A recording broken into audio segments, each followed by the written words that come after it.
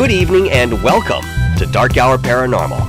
I am your host, Michael Roser, and tonight, folks, we're going to do something a little bit different. Very recently, I had Ryan from Green Country Forest People on, and although we did get a chance to discuss his experiences at length, I didn't have the opportunity to provide some of the pictorial evidence that he had submitted to me. So, as a promise to Ryan and, of course, to all of you, I said we'd convene at a different point in time and take the time to analyze some of what he had. So tonight, in way of production, this is exactly what you're going to see. So kick back, buckle up, because we're going in to the deep forest to try and decipher what may or may not be lying within the brush. Thanks for joining us. All right, in front of us here, we have this particular photograph. Now, you were just telling me, Ryan, that this particular object that you've circled here is not necessarily within the environment all the time, and it's not attached to the tree. That I have to agree with. It does look like it's set back a little bit. Tell me a little bit about what you've circled here. I don't know what it is. What your interpretation might be. It just looked like a head. It looked like a head of something that had eyes. It kind of had a face. I'm kind of scared to speculate or say what it might be. To me, I kind of thought it was a dog man. I don't really see the ears per se. So I don't know. It looks a little blurry as you put it up there. I think it's a little clear. Yeah, there it goes. Well, it's interesting, too, because you have some, up towards the top of the head, there's this blending in with the foliage in the background, almost reminding me of some sort of translucence or perhaps just being part of that environment, at least in the way of this picture. I think that's a definite possibility. As we get more into these, we'll probably see more things similar to that. Cool, man. Cool. We have quite a few to run through here. I do have another picture of this tree, of that particular tree, and I've been back to that several times. And like I said, that's not there. Some of these I do check. That's curious. Yeah, a lot of them I do check. I try and see to make sure. Sometimes I can't find things later, but that was definitely not there. Now, I notice in this picture, first and foremost, it looks like some deadfall. It has kind of encapsulated certain branches of this tree. What are you looking at in this picture here? What do you see in the photograph? Okay, that was a whole series of photos, and I kind of zoom in gradually throughout the process of when I showed these. To the right, you can't really see it. There's the tree to the right looks kind of like a tree structure, and then that branch right above your cursor, it looks like there's something kind of hanging upside down in the tree as far as a limb or branch, which may or may not be natural. But if you look over to the left, as you're kind of on the bottom there, you can see it looks like a little, maybe a leaf thing. Yeah, down a little bit, right in there. I think there's another photo where I've kind of cropped that out a little bit more and highlighted. I think that's an elemental. It looks like it could be something natural in that, but when I zoomed in on it, it's really bizarre looking. Some of them, I think, they kind of, whatever it is, it kind of defies explanation or description in some ways.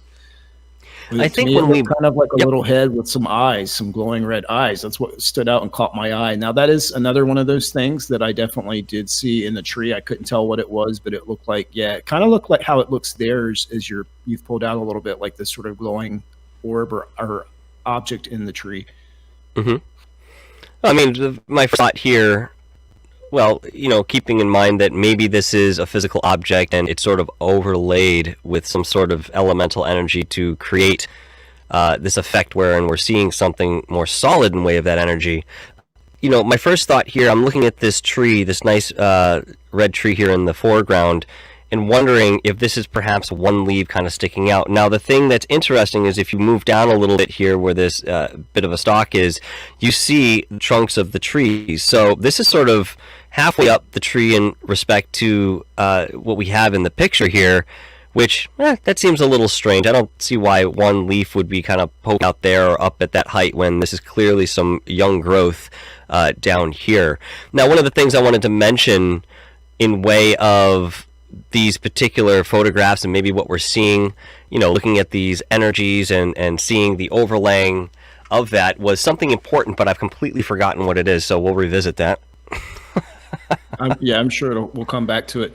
You actually bring up a very interesting point, though, about the red leaves, because that's something, I do look for an explanation. I don't want to just say everything is a Sasquatch or everything is an elemental either. I want to know, like, I'm curious if there's some things that we can debunk or find possible explanations for. I'm all for that, because I want to know as well.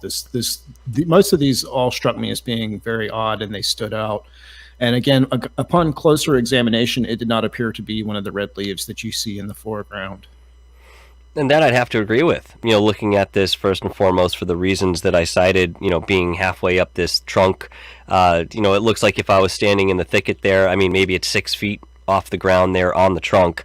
And that's pretty strange to me. Maybe it's a play with of lights or something like that, but it's hard to tell with one photograph. If we take successive photographs and maybe we can see whether it's there or it's in motion or what have you. But of course, in a lot of circumstances this isn't necessarily possible, and people sometimes don't have the capability of doing that.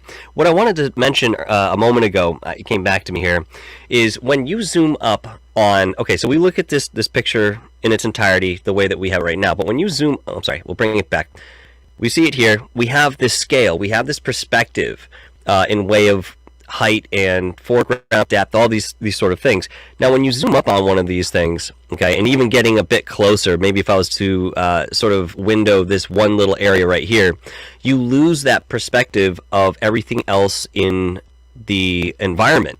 So I think, the mind likes to play this trick where it's going to focus on what's there immediately, try to discern and identify, in the way that it will with, whatever it's seeing, again, immediately. But again, the references in the environment, they disappear. So this may actually seem like something more significant when in fact, again, we're just losing perspective in way of the scale. Now, I'm not saying that's definitely the case. It's just another theory of clarity that I'm proposing. Yes, I think that's something that could have something to do with it as well, with some of these. Or I think with the phenomena in general. I think that, again, this has to do a lot with, when you're zooming up and you're getting into it, getting very close, again, kind of scrubbing away the peripheral parts of the photograph. Now, I'm going to jump on this one because this is pretty cool. I like this one. Yeah. This is neat. And we see a lot of these type of photos where, there are these shadows in the back within the brush, and honestly, most times I can look at it and sort of see where things connect and understand that this may be a dark spot, way back in, and you're seeing the light play, and that's what's, causing this. But, as I don't know if I mentioned this to you on the show or personally, but I'll say it here for the sake of the audience. When I was out with Long Island Bigfoot in Pine Barrens, Long Island, Brian Montauk was along as well. We were walking back from an expedition late at night, and Mike stopped and said, "Hey, do you see this?" And he's looking over in the forest holding his flashlight out, and I'm looking and I'm like, "No, I don't see it." He's like, "Right there, look, there's a face right there." And sure enough, within a moment there, I was able to see the spot that he had spotted, and sure enough, it looked like a face. But at the same time I was looking at it, it still seemed to be a dark patch that, perhaps the flashlight was bouncing off of and creating this sort of shadowing effect. And yet there was a face sitting in front of me. Now, the significant part of this experience was that as I was looking at the face, it dissipated and became just that play of shadows. So maybe these things are very fleeting. Maybe they have this real etheric quality to them rather than being predominantly physical, wherein they can only sustain certain physicality for a limited amount of time. Yes, I think I would agree with that as well, especially as far as the elementals. Now, as far as the Sasquatch, I'm not sure about that as far as them crossing back and forth into physicality. I feel like they don't have to be physical or necessarily want to be physical a lot of the time, but they can be. These elementals to me are not as physical. But to me, this one, and I see what you're saying too with this one, it kind of presents sort of a different way of seeing it as well. I'm still will always just kind of see this as a forest person, though it looks kind of like some eyes there, and it's kind of masked like a ninja. And it's what's interesting is towards the top, it looks like it's got two little horns, which is another thing that I've seen with kind of some of them. So it's kind of a pattern. It's like, well, why do they have these little funny hats on with horns? Well, I first saw when I looked at this, I saw this as sort of a profile. So here, maybe the hands, the body, and this is sort of a neck that's bending down, but it's obscured a little bit by this leaf here. I think a lot of times, personally, I gravitate towards the work of Brian Froud that did his best to sort of represent these fairies that clairvoyantly, at the very least, he was coming into contact with, and they apparently were showing themselves to him in various ways, and this is how he was creating the pictures that we all know and love in his realm of work. So when I start seeing some elements of that in these photographs that people are putting forth, saying, this isn't pareidolia, this is an elemental, or this is a cryptid. When I see something that sort of mirrors somebody's story, saying this is exactly what they look like, I know I can't prove it or bring one in front of you, but this is what I've drawn in a representation of what I see when I meet them. That's where it starts getting curious for me. Yeah, there is kind of this thing. There's this sort of universal aspect to it, or to them. Here's another one. This same vein, right? So, what? First of all, what do we have in the foreground? Is this a stone? That's a deer. This is a deer. How do you like that?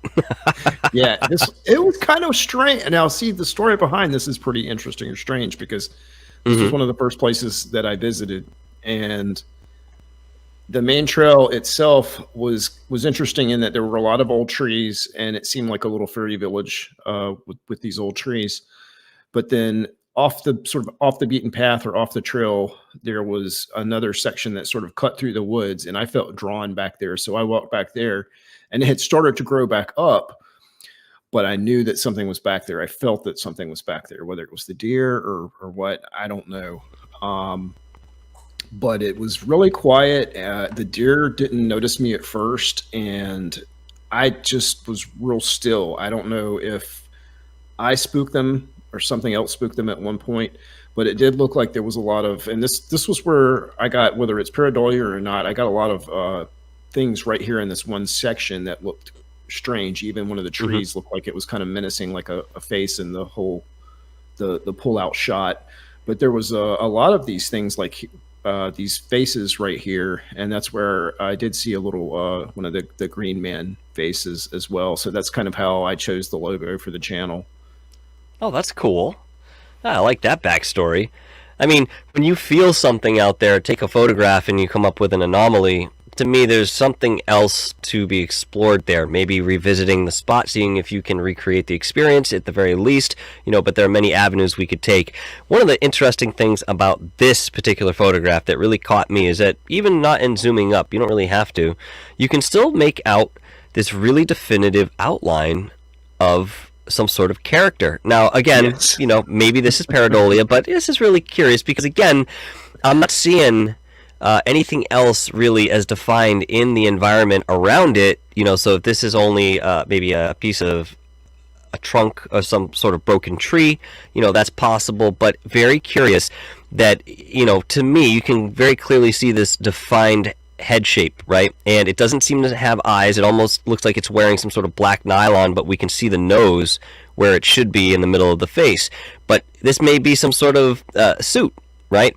It comes down and extends along the body. You don't see any creases or breaks, wherein this could be a costume or something else of that nature.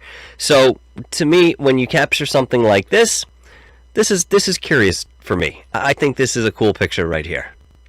Thank you. I'm glad you like it.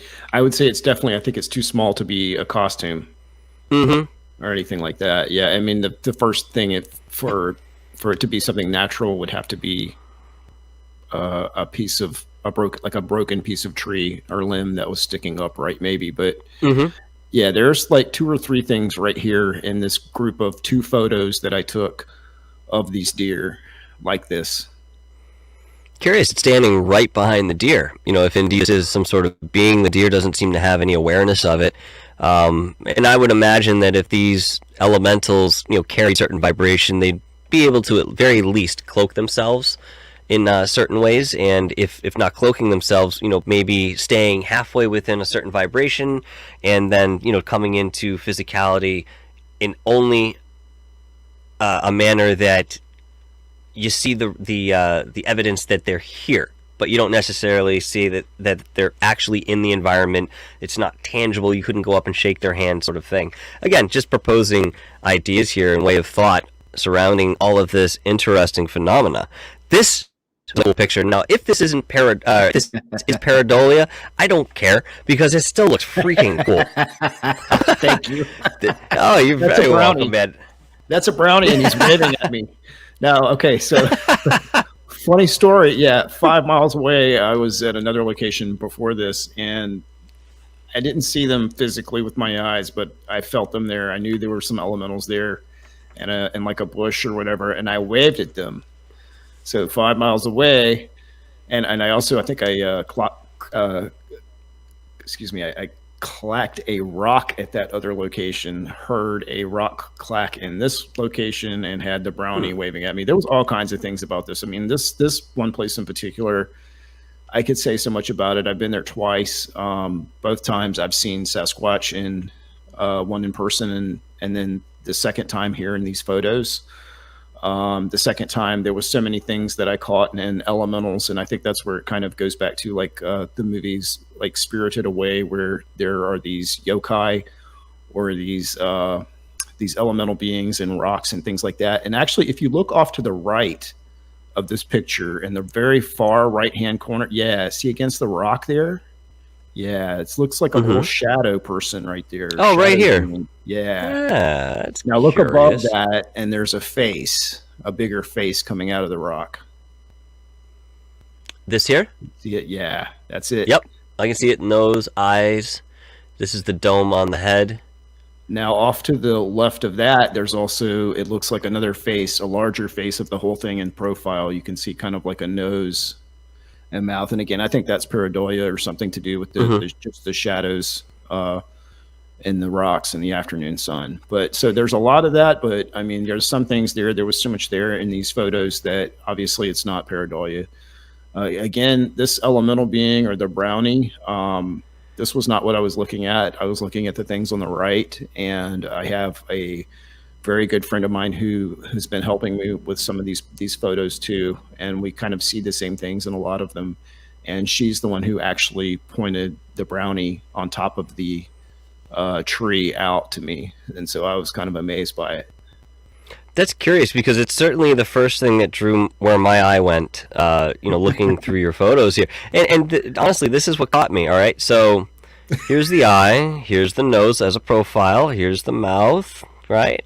And, maybe he's got some weird sort of hairdo or whatever he's got on his head. But, you see, this is crazy, because you're seeing something completely different. Exactly.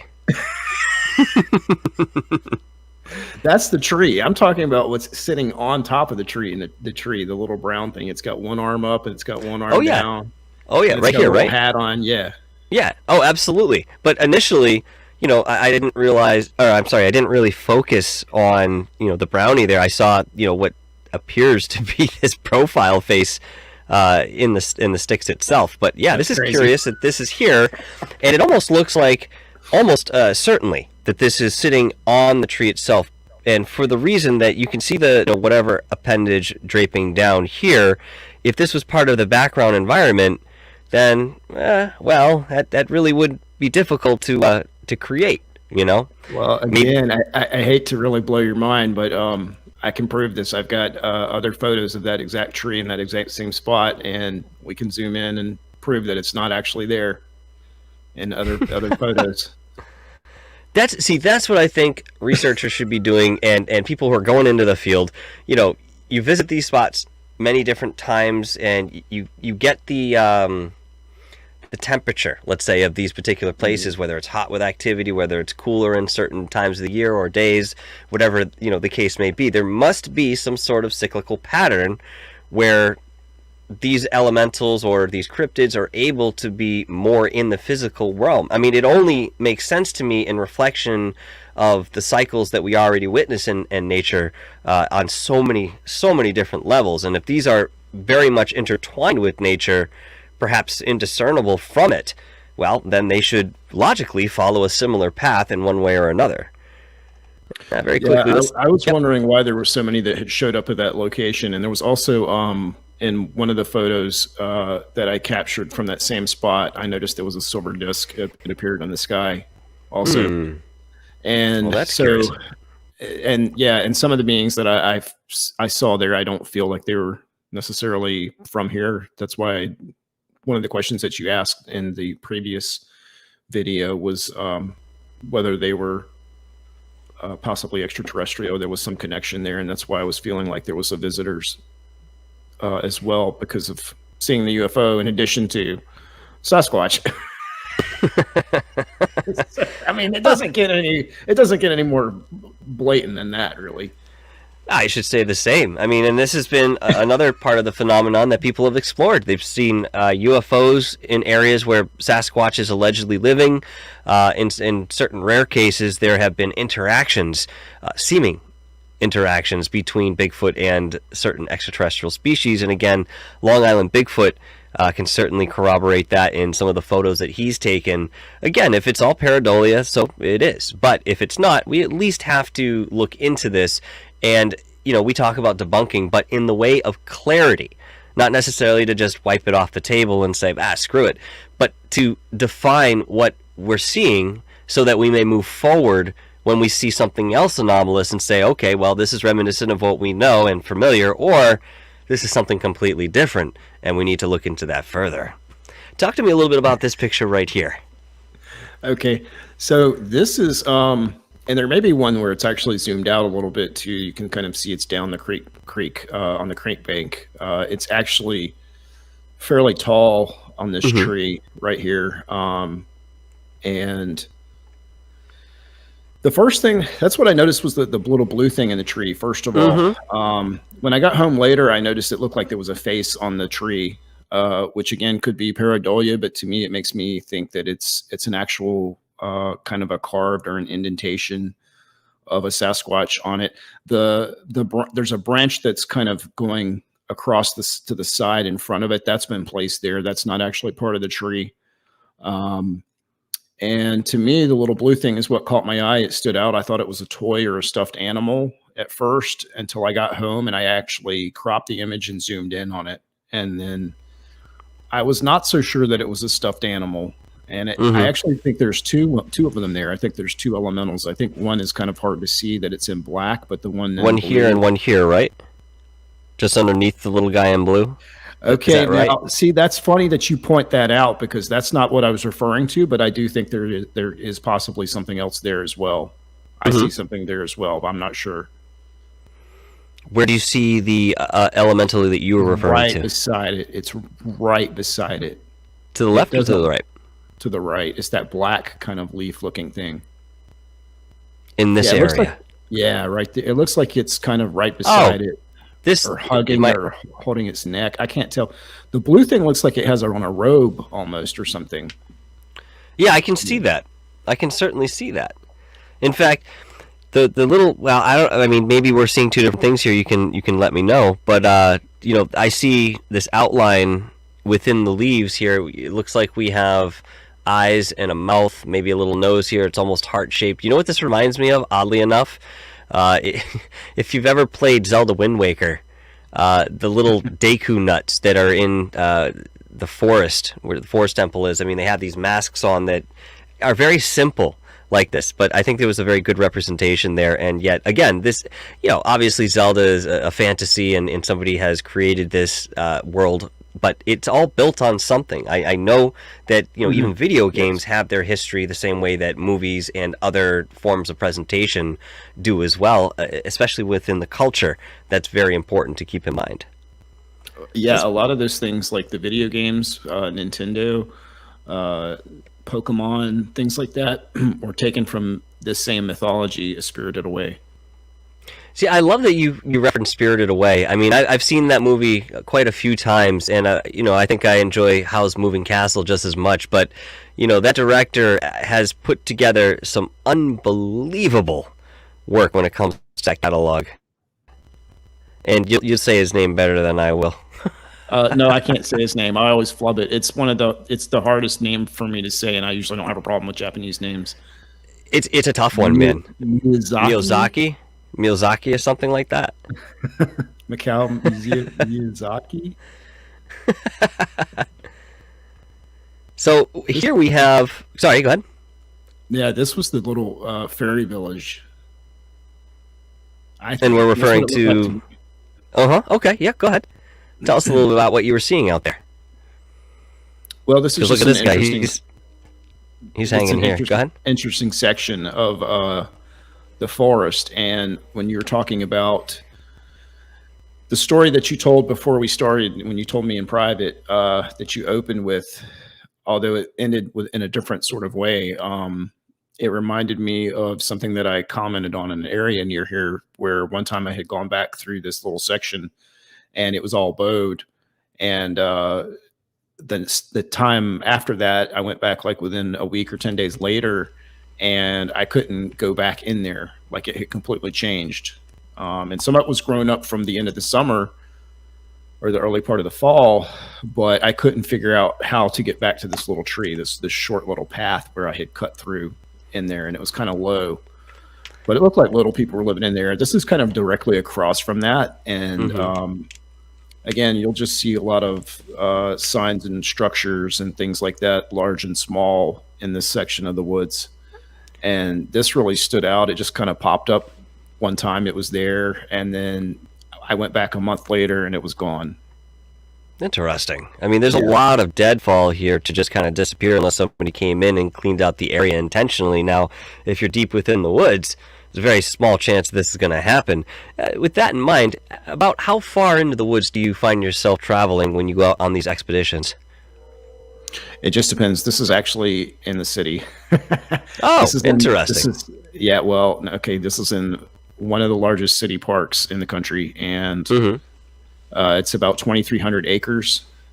So I go back about where this is probably about, it's a mile back at least to get back to the trails. So you can walk anywhere. Like today, I walked about 4 miles. That's probably about average. Oh, wow. That's some good exercise. Yeah, a little bit. I hope Bigfoot keeps us fit. Pretty tired. Who would have known? I mean, we're all out here buying Wii Sports and Wii Fitness, and all we got to do is go hunting for Sasquatch. We'll be good to go. Right. Unfortunately, this one I can't zoom up on for whatever reason, but I'm certainly drawn to this face, or what appears to be a face right here. And yet, you see that. Yeah, you see that. Yeah. Now, that's a tiny crop. It is little, and it's weird. I hate that you can't pull up anymore, because it does. It's one of those things that kind of has that ethereal quality that you were talking about a minute ago. Like it almost looks like you can kind of see through it, but it looks like there's something there as well. And then actually in this small sort of thumbnail, the face looks more clear, but when you zoom in on it, it looks less clear and more just like something kind of smudged or ethereal. Curious, man. Very curious. Thank you. Do you remember if it was windy? You're very welcome, man. Do you remember if it was windy this day at all? Not real windy. Okay. Because this would have been Thanksgiving, I believe, and so I had a lot of stuff happen that day, and the weather was pretty nice as well. Wow. Okay. All right. Let's jump into a few more here. Let's see if I can pull that.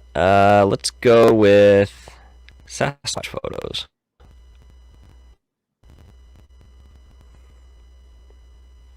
All right. So this is a cool photograph. I like this one too.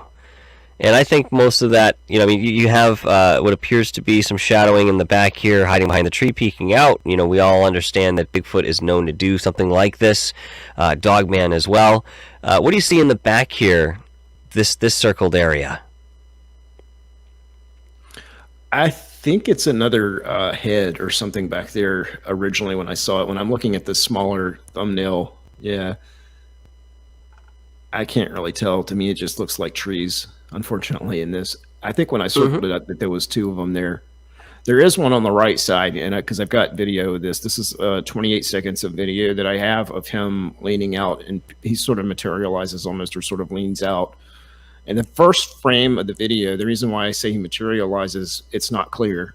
And when I Hmm. first looked at it, when I broke it down frame by frame, I was looking at it and it's like, I know there's one there, and it just looked blurry with the classic blurry Sasquatch, but it gets more clear as you go through the frames. And this is actually in two of my videos that I have now.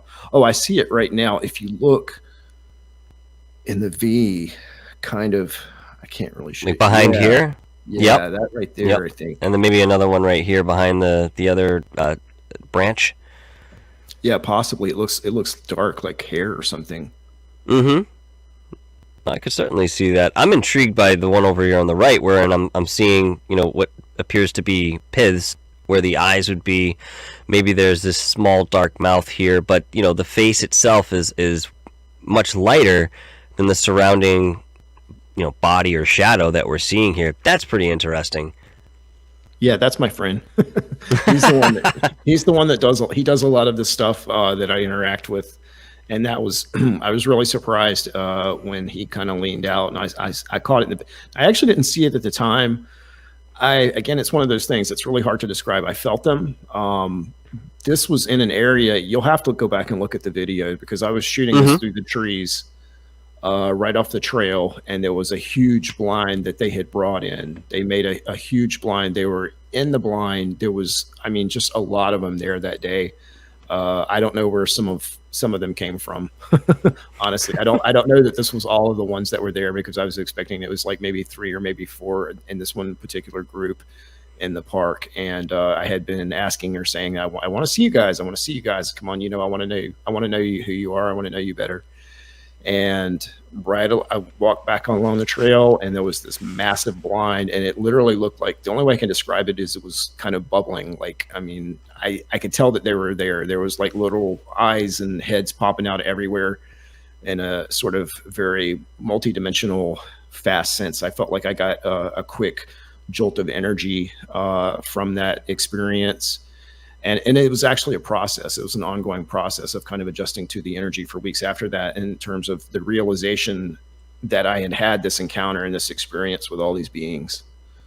But that's the main one on the right. That's the one. That's the main. I got 28 seconds of video of him leaning out, and when you break it down frame by frame, you can clearly see it's a Sasquatch with a very long arm, and he's leaning out and smiling by the tree. And I believe it's a young male. I think he's probably about 13 or so. He's not full grown. Okay, yeah, we see a lot of the juveniles coming out. I mean, you've spoken about it. Long Island Bigfoot has talked about it. Many other people have mentioned that they tend to be a bit more curious, perhaps, than the adults, and sort of in the vein of getting in trouble or stepping outside of the perimeter of where they're supposed to be. They'll come in and sort of investigate or follow humans as they walk through the woods. These photographs, are these available for people to review? Do you have these up anywhere? They're just in my videos on the channel, on my YouTube channel, Green Country. So they're in the videos. All right, good, perfect. Because I know we won't get to every single one, but I want to make sure that we direct people to be able to go and continue this research on your channel, and of course offer their insight as they go forward. Very, very cool, my friend. Let's see what else stuck out. The videos, you can see it. It's the Thanksgiving videos, the main one where I had the most interaction with them. I think it's called Thanksgiving the Local Tribe. And the other one that's just kind of the forest people in images and things like that that has that also is called Green Country Forest People. It's the actual self-titled first episode that I produced for the channel. Fantastic. And I implore everyone to go and check out Green Country Forest People's channel here on YouTube. The link will certainly be in the description, as you can see looking below. Now, this is another photograph. Unfortunately, I can't zoom up much on it, but it does appear that there is a cryptid of some sort, or some shadow being leaning out behind the tree. Now, if I were to look at this one and kind of gauge it, just spitball here, I'd say this thing was pretty tall, maybe 6-7 feet, standing completely upright. What are your thoughts on this photograph? Yeah, to me, I was not sure about everything in this particular photo. Unfortunately, it is a small crop from a larger still from a video that I caught these right off the trail where I was walking. Actually, it was kind of in a gully. It was not really a trail. It was more just an area that sort of washes out.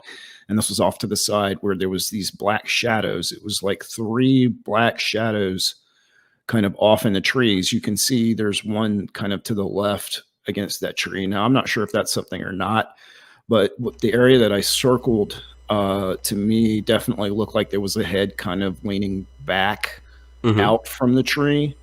It looked like a face that was kind of pale, or more pale, or sort of whitish, but then it had hair or something dark below, like you couldn't see kind of under the nose, like a beard or a mustache was kind of covering up the rest of his face. And it did appear very tall. Like I said, I don't think it was a tree. It just appeared something that was leaning out from the tree.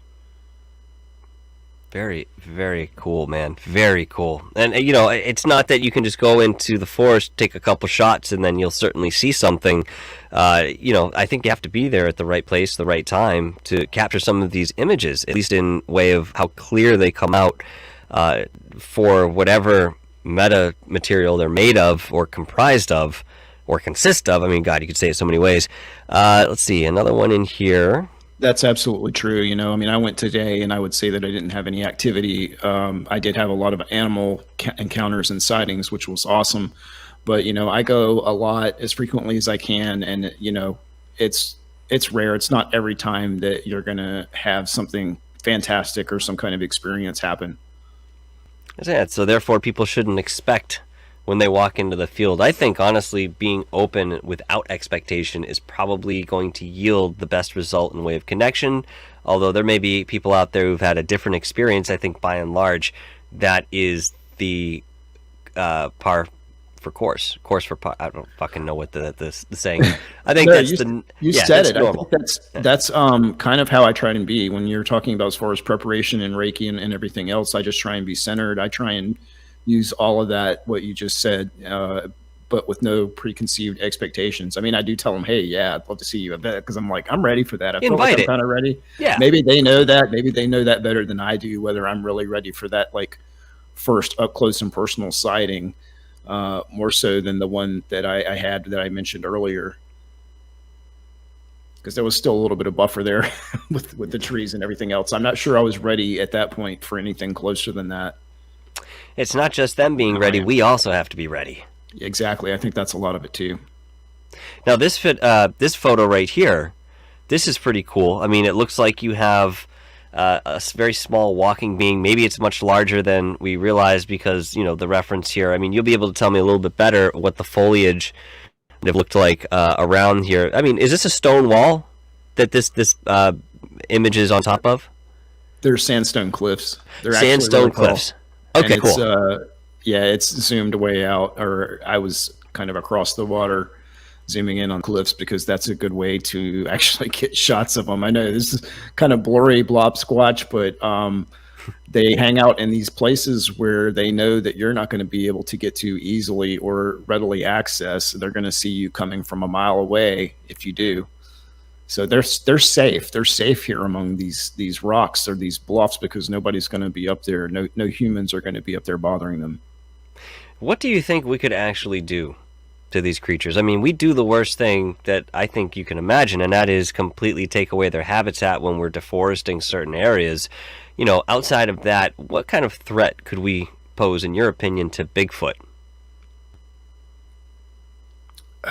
Or the elementals, for that matter. The elementals, not so much, I don't think. Sasquatch, yeah, I wonder about all of that as far as in terms of the physicality of them. It's something I didn't necessarily want to get into here. I will tell you, in Oklahoma, what's interesting is that they passed a law that they issue hunting permits for Sasquatch or Bigfoot because that's something that they take it that seriously here. But then there was a little bit of an outcry, probably not enough of it to change anything. I think once, now don't quote me on this, but my understanding of it, once the law was finalized. And it was something that was done in the spirit of trying to encourage tourism to Oklahoma and say, hey, come visit Oklahoma. You might have an opportunity to see a Sasquatch.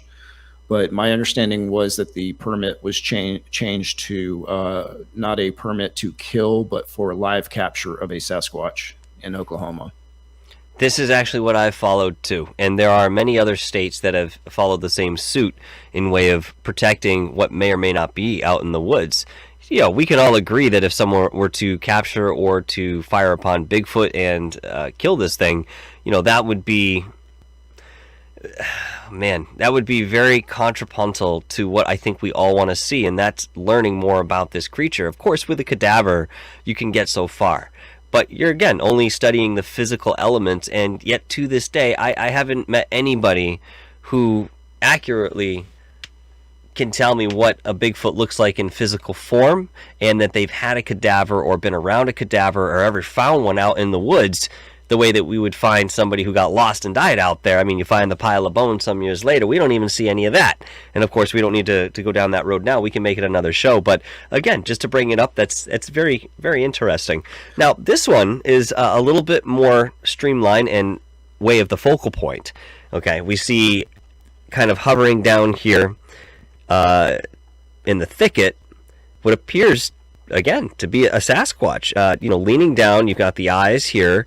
Nose comes down to the mouth, okay? And yet there's this still an interesting shape to the head, almost as if it's sort of hiding behind certain layers of these branches and sticks, and yet, we're able to see a very small portion of whatever this is. What are your thoughts on this photograph?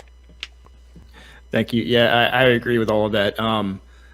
Okay, so I believe this was the first one that I actually saw, like physically with my eyes, sitting out on a bank. There was a creek. Basically, there's probably a 14-foot wide, deep channel creek separating us. And I'm on the other side of the bank looking at this. And when I'm looking at it, my first thought is, that's a really strange rock. And I'm like, is that a rock? I would say. And it definitely stood out. It stood out, especially in the summer, as being a lot darker than the surrounding environment. And there are rocks there. It is a rocky environment, but there aren't rocks that look like that. I mean, that's the thing that just stood out like a sore thumb is the only way I can describe it. And I'm standing there looking at it, and I'm thinking, this is a Sasquatch. He's sitting there. Did you see any movement? Did you see any movement? No? None at all. Did not move. And I knew, and I sit there and stood. I mean, I was there for at least 5 or 10 minutes. I knew that he would outweight me as far as moving, if it was one. I ended up sitting down at that point. I just kind of sat down on a log, I think, and kind of communed with it. I tried to commune with it, and I don't know how else to describe it. I just kind of sat there and across from it and just watched it, because I thought, if this is what I think it is, this is very special. And I didn't think that it was a rock. And then when I got home and looked at the photos, I still obviously don't believe it's a rock. I believe it's got a shroud actually around its neck. And that's why it kind of looks like that, or is kind of blending in. I think it's using a piece of cloth or something that's kind of shrouding it. I think this is what they call an ancient one. And this was in the same location, not far from a lake in northeastern Oklahoma, but this is the same location as where the brownie photo that you picked up, where I found more interesting photos the second time that I visited after this. And like I said, he was not there, and I had people say, well, this is a rock, this is fake and all of that, because they don't believe that this stuff could be real. But when I went back the second time, I actually went back to verify that there's not a rock there. I took photos of the exact same location, and I even did another follow-up video of it, because I had so many trolls saying that there's no rock there. Look, this is the same spot. I went back. He wasn't there, but all his friends were. I'm not kidding. Again, it's very, very noteworthy to say, hey, listen, I've revisited this spot, that this isn't there. Obviously, given the tree trunk that's next to it, you can kind of get a gauge of the thickness of this object or creature. And I'd say it's probably twice as thick or twice as wide as this, what we can see for the trunk here. that's a wide man. That's a wide creature, or whatever you want to call it. The fact of the matter remains that if it was there when you took the photograph and you sat there and you watched it, and then have revisited the spot in the future and not seen this, nothing I can think of would have come in and removed that rock, that big stump maybe that's facing away from us. It doesn't make sense. And of course, if it's something natural in the woods, it doesn't degrade at a rate that a week later that tree trunk's not going to be there. It's going to be part of the soil. It just doesn't work that way. So again, with the backstory to some of these photographs, we have a lot more to learn and to contemplate when, if we didn't have that backstory, it'd be much easier to dismiss this. And I don't think that's where we should be sitting, at least within a certain portion of the photographs that are submitted or captured by people just like you. Thank you again. Yeah, I wasn't thinking about a backstory or anything like that. I just I wasn't even thinking about starting a channel initially when all of this started. I just started taking pictures and kind of documenting for myself, for my own curiosity, for my friends and family's curiosity, and then to share with other people. And that's kind of how it started and evolved into what this is now. That's awesome. Keep it going and keep it natural, and you will be just fine, my friend. Now we're going to get a couple more of these pictures here. From your archives, and talk about those, and then we'll call it for the evening. But this is a track, according to the file here. Talk to me a little bit about this. Were there other tracks around that had the same indentation and wave depth, width, and apparently I don't see much in the way of a dermal ridge here. In fact, I don't even really. There might be an area where the heel was touching down, but I really can't tell. Tell me a little bit about this photograph. What's interesting about that one is there was only one single one right there in that particular spot. And it had been, I believe it had been made some days earlier after it had rained. It had actually dried out at that point. What's interesting is it's a fairly deep indentation. It's not a huge track or print, and it could be a shoe print or someone's foot, but why is it so deep? And even me standing there beside it, I actually was jumping up and down trying to make indentation to compare, and couldn't even make an indentation in the ground. So that's just kind of what struck me as odd, that it was so indented. Now, it is a possibility that, obviously this ground does appear to have some moisture in it, visible moisture. If it had rained at some point, prior to you visiting this area and somebody walked through, perhaps the ground was softer when it was saturated with the rainwater. But again, we don't really know. It's just an idea in way of why there's only one indentation here. That's curious. Somebody walked through, there should be other ones, especially if this was muddy at some point and taking on impressions in this manner. Very, very neat, man. Thank you. Yeah, I think you do get a lot of that. And that's the other thing that I was kind of got bummed out about until I heard it put a different way, in that the tracks or the footprints that they leave you are sort of a gift, and it's kind of like a signature or a sign. And to give you an example, this is one right here. So this is right by a tree. Yeah, that's curious. Almost like honestly, when I'm looking at this, my first thought is that maybe something was sitting here, leaning up against the tree or something. But it's not. It's not wide. It's pretty narrow.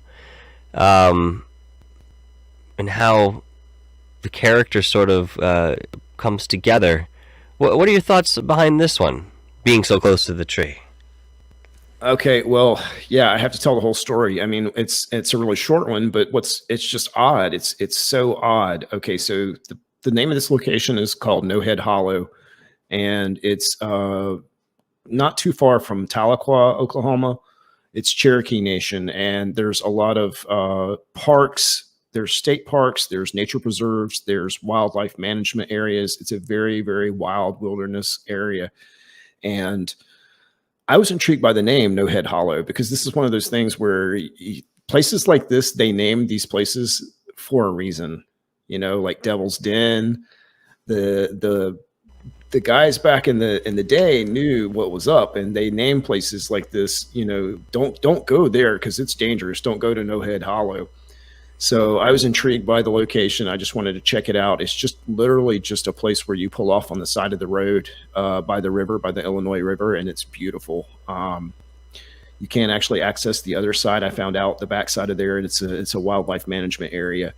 On the back side of this highway, the opposite behind me, where my back is in this photo, is a mountain. It's not a real tall mountain, but it's actually very, very steep. Mm-hmm. So what I think about this is really odd. And I get out of my car and I walk over kind of down the hill, down the bank towards the river. And this was after all the snow. So this actually is really muddy, and it's slick because it's going downhill. And if I was to go any further, I would wind up in the river and probably freeze and drown because it's that slick and that steep, and the river is moving that fast.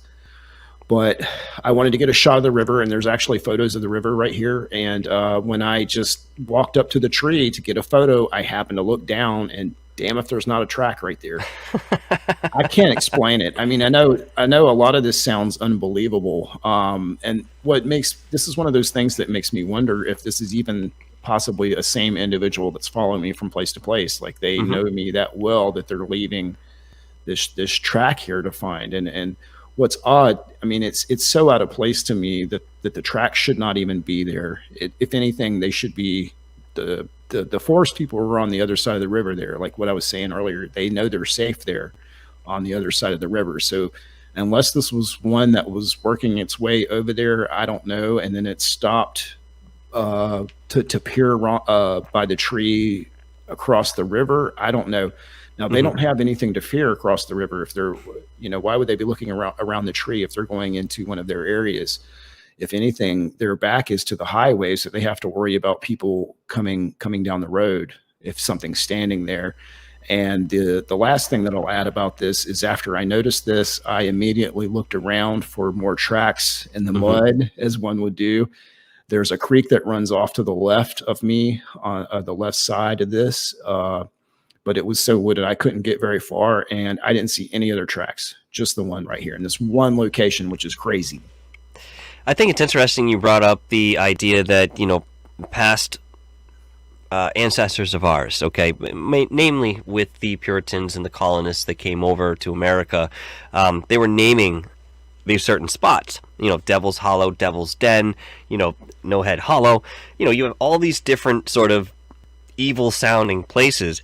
In my opinion, doing the research that I have, I think that yes, 100% these settlers came in and they walked into these spaces and maybe had experiences themselves. I mean, there are certain accounts still left over from those days wherein people were encountering anomalous activity or creatures in the woods that they couldn't readily explain. Now, the problem here is the filter which they had, and they named a lot of these places that may have even been incredibly sacred, overall, not just to the indigenous people, but very sacred healing places, and name it something like Devil's Den because their belief system. Yeah, their belief like system, Greenland their superstition. Huh? Like the Vikings naming Greenland and Iceland. Yeah. That might be an example too, my friend. But long story short, all this superstition really played a very large part in the way that the settlers and early colonists viewed nature and America as we know it today. And of course, the religion that's behind that really propelling in way of fear. Because if you didn't know what it was, I mean, traditionally, you just feared it, right? And if it didn't seem to fall under the grace of God, it was shunned and ostracized and perhaps even done away with, talking about the witch trials and so forth, considering that a lot of these people, A, were innocent, and B, the ones that weren't, were out gathering plants, the way that Native Americans and indigenous people of different areas would do, living a hunting and gathering sort of life, and, accused otherwise because of those superstitions and belief systems at the helm. Listen, Ryan, I want to thank you so much for coming on, and, well, let me put it this way. You came back from the show that we did the other night, and we had a chance to sit down and really talk about your work and your evidence at length. Is there anything else you'd like to impart to the audience at large at this time about your body of work and research? Not off the top of my head. It's ongoing. Like I said, I think I'm just want to work towards having more of a personal relationship with them. Mm-hmm. You know, to knowing those questions that we all want to know and try and get some answers to those.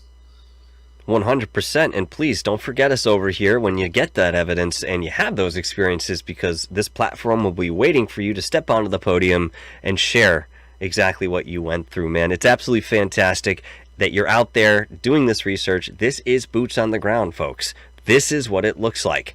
And the persistence and sustainability of such actions and exercises will certainly bring you to a different state of awareness at some point along your path. Maybe it's not enlightenment in the way that you would think esoterically.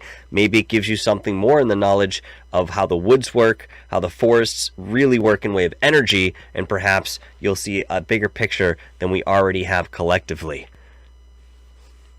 I would agree with that 100%. Thank you for having me on and for letting me share these photos with your viewers. It's my pleasure, and be honest, I'm honored to have you on, brother. Thank you so much. Now, of course, this particular phenomenon at large is something that, as far as I can see, will forever be ongoing until we can merge the physical with the etheric. I think we'll always be sitting on one side of the bench, still questioning what we may be seeing. The fact of the matter remains that many people don't believe something unless they see it with their own eyes.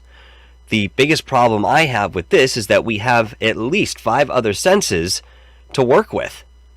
So, with this in mind, as we move forward in the world of elementals, cryptids, and being in the woods in general, so with this in mind, as we move forward, looking at what we discover in the woods with a discerning mind, we will continue to ask these questions in the most appropriate manners, ground ourselves in what we may actually be seeing, debunk in way of clarity, and maybe, just maybe, one day, we'll have some answer that's just a little bit more tangible. Thank you all so much for joining us tonight.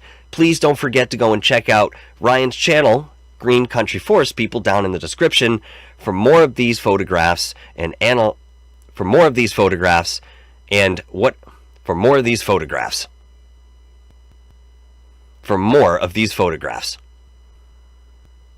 Thank you for joining us tonight, and don't forget to check out Ryan's channel, listed in the description as Green Country Forest People, wherein you can find all of these photographs and more deep within his archives.